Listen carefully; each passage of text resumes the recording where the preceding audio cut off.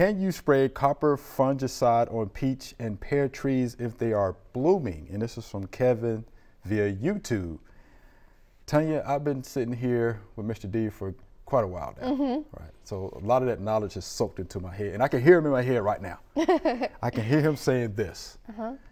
Use Captan during early and late bloom, and copper is only recommended as a delayed dormant spray.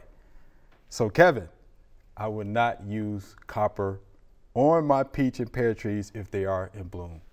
Sounds good. Captan, early, late bloom. Again, copper only recommended as a delayed dormant spray, which is, at the point where those buds are starting to swell. We hope you enjoyed the video. We have hundreds more. To subscribe, just click below.